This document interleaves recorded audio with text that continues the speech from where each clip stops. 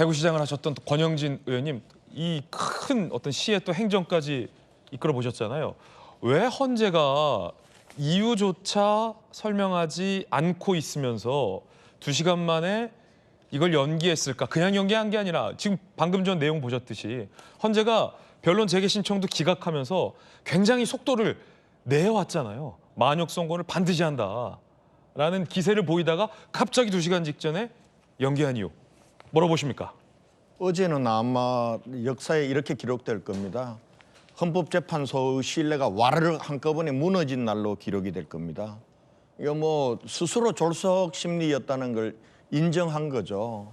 결과적으로는 제가 볼 때는 문형배 헌재 권한 대행을 비롯한 몇몇 사람들이 이미 짜놓고 그걸 하기 위한 요건들을 계속 갖추어 나가고 싶은 마음, 그 급한 마음이 마은혁 헌법재판관에 무리하게 임명하려고 하는 그러다 보니까 뭐 이 최상목 권한대행이 야 이거 여야 합의 부분들이 안 된 거다 이거라도 한번 심리를 해달라고 한 것도 기각하고 네. 그리고 일방적으로 첫심 변론도 1시간 20분 만에 끝났다는 거 아니에요? 그러니까 변론도 하지 않는 거죠. 이미 답정너 해놓고 이거는 그냥 밀어붙이려다가 그런데 아마 마지막 판에 가서 자기들 몇몇 사람들이 그렇게 강행하려고 했던 게 계획대로 안 됐을 거예요. 아마 제 생각컨대는 워낙 여론도 야 이렇게 대통령을 파면하는 이 헌재 심판인데 이런 식으로 졸속 심리하고 이렇게 해서 되겠냐라는 여론의 비난을 의식하지 않을 수 없었을 거고요.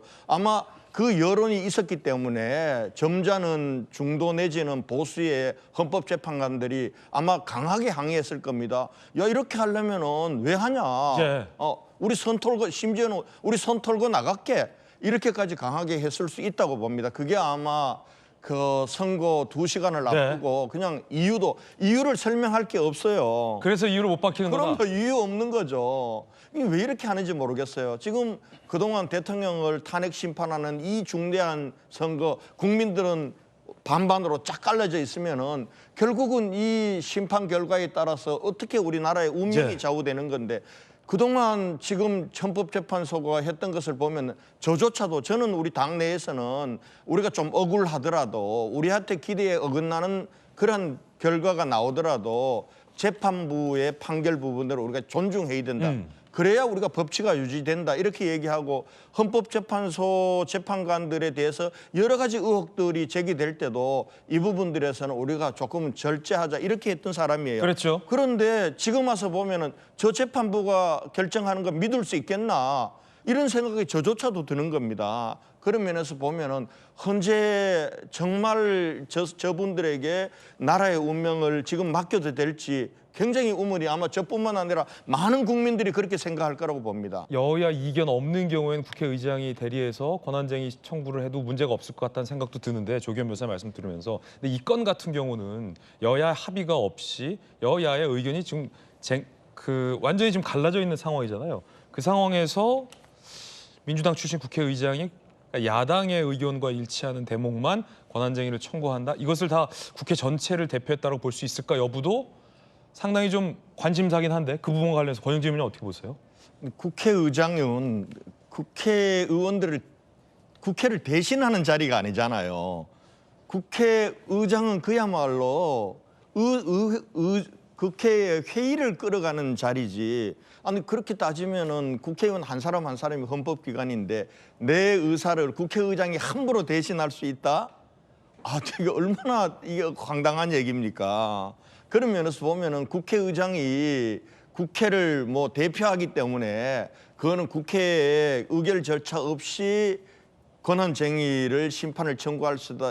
이거는 저는 상식적으로도 말되지 않고 법리적으로도 말이 되지 않아요. 그렇기 때문에 저는 하려면은 국회 의결을 다시 거쳐서 해야 되고 거치지 않은 거는 명백한 법적 하자가 있는 거죠. 절차적 하자가 있기 때문에 이건 기각해야 되고. 그런데 이 부분들은 헌재가 너무 잘 알아요. 조금 전에 정강삼 변호사님 말씀하셨듯이 헌재에서 이걸 심리할 때 청구인의 자격이 되는지 안 되는지 부분들을 제일 먼저 따져야 되는데 그거 무시하고 방망이 치려고 하다가 걸린 거예요. 걸린 거. 그다음에 두 번째 지금 대통령은 최상무 권한대행 대통령이 국회에서 선출한 헌법재판 3위는 당연히 임명해야 되고 대통령의 임명권은 형식적이다 그러는데 어떻게 그게 형식적입니까? 헌법에 보면은 물론 3인 3인 해서 3인은 국회에서 선출하도록 돼 있어요. 그러나 최종 임명권자는 대통령이 임명하는 거예요. 대통령이 임명할 때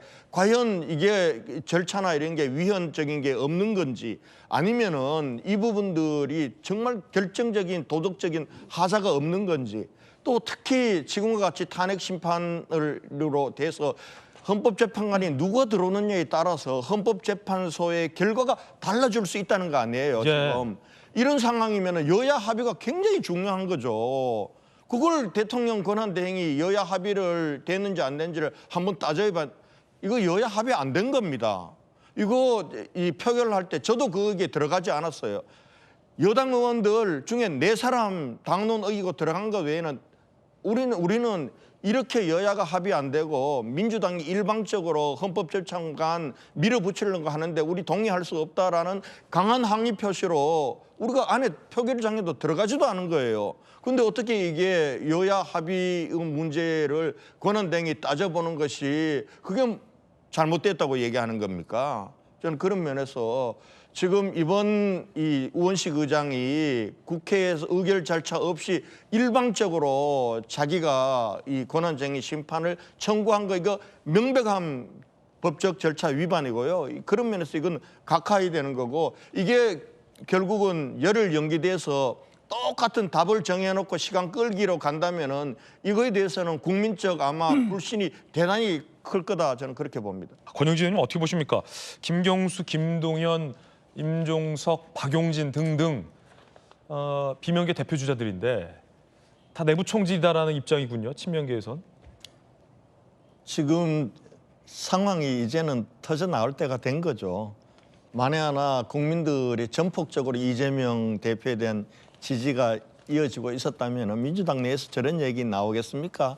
그건 지극히 정상적인 거예요. 어느 정당이든지 간 저는 저기에 대해서 알레르기 반응을 보이면서 친명 사람들이 심지어는 수박이다 똥파리라고까지 하면서 비판하고 그걸 이재명 대표가 나무라지 않고 작은 차이 가지고 내부 총질하지 말고 밖으로 총질내라 이렇게 이제 이재명 대표가 얘기하니까 친명이란 사람들은 서로 충성 경쟁하면서 작은 차이를 큰 차이로 지금 만들고 있는 과정이라고 봐요. 그런데 저는 지금은 찻잔 속의 태풍이라고 봐요. 저렇게 해도 민주당 이재명 대표 절대 안 변합니다. 그러나 판은 이대로 가지 않습니다.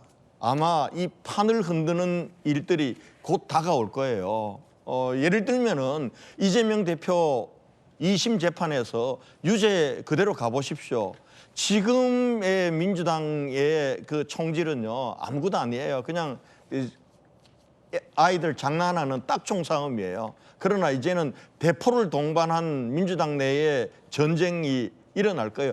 그거 막으려면 저는 뭐 저희들이 그걸 기다리거나 원하는 건 아니에요. 그래 봐야 나라는 더 어려워질 테니까요. 지금 민주당 내에서 하고 있는 이재명 대표에 대해서 쓴소리하고 있는 것 이걸 민주당이 받아들여야 돼요. 그리고 성찰해야 돼요. 반성해야 돼요. 고쳐야 돼요. 그렇지 않고 지금식으로 가면은 아마 지금은 찻잔 속의 태풍이지만 거대한 그런 아마 해오리 바람이 일어날 거다 저는 그렇게 봅니다.